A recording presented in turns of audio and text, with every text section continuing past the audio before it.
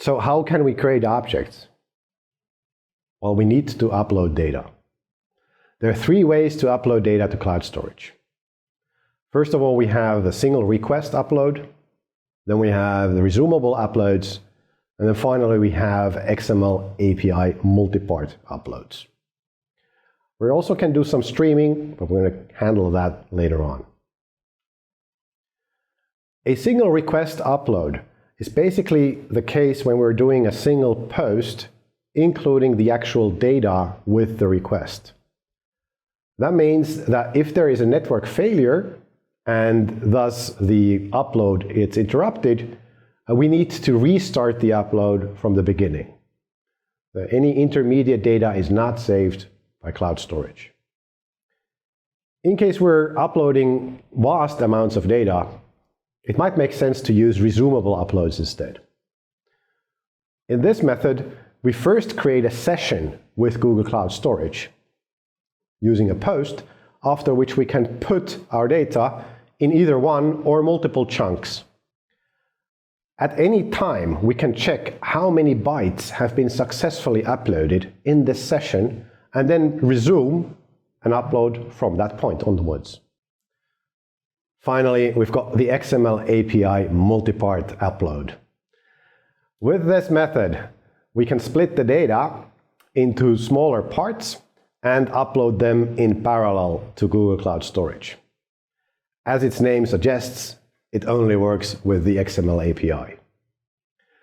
After we have finished uploading all of our data, GCS will then assemble all of the parts into a final object. We can use this even though we don't know the final size of the object when we're starting the upload. So shortly, XML API multi-part works in three different stages. We first initiate the upload by posting the metadata for the object, and this will return back a unique upload ID for any subsequent data uploads.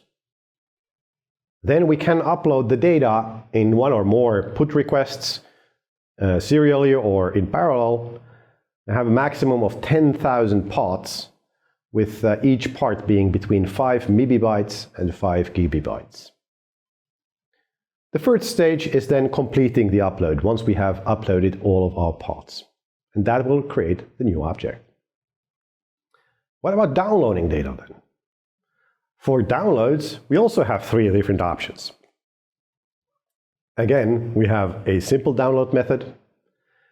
We can download objects in sliced parts, and we have an authenticated browser download method.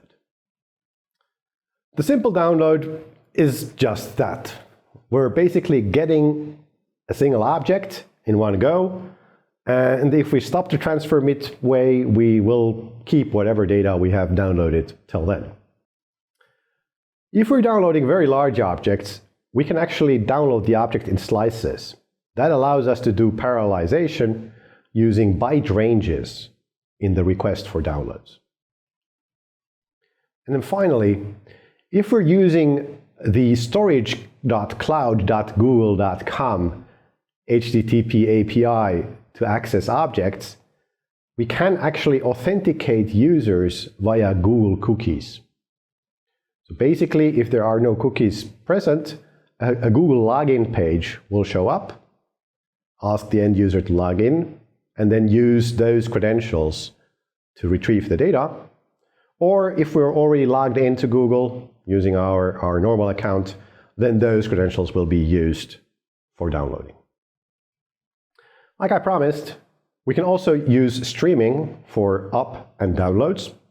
This is done via GSUtil, via pipes.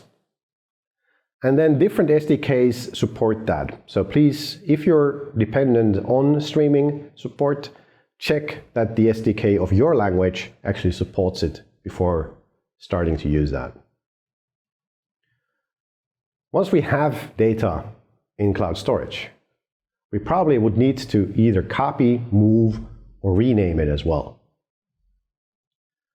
We can do server-side copies of objects in GCS, and this also works across buckets or across regions. However, moving or renaming is not possible, because remember, objects are immutable. So what we would do instead is create a copy of the object to the new location or with the new name, and then delete the original object. There's a further operation with objects that might be a little bit new to you. It's called composing. This is a server-side operation that allows us to combine several objects into one. This also means that we can do our own multi-part uploads in case we can't use the XML API. This is called parallel composite uploads by Google. However, if we're using this, then note that we need to keep track of the parts that we're uploading and then also delete the individual parts after we have composed them into the final data object. Also, GSUtil can use this method for uploads. However, it is off by default. And compose can also be used for appending to existing objects. Basically, by composing a new object with the same name as the original object from the original object and a new object which contains the data that we need to append.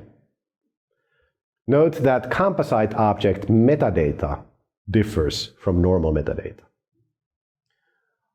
One of the things that we could set up on a bucket level was object versioning. Remember that when versioning is enabled, whenever a live object version is either replaced or deleted, a non-current object version is then retained. Basically, a live object version in Google speak means that it's the latest, up-to-date version of an object, and the non-current object means that it's not the latest.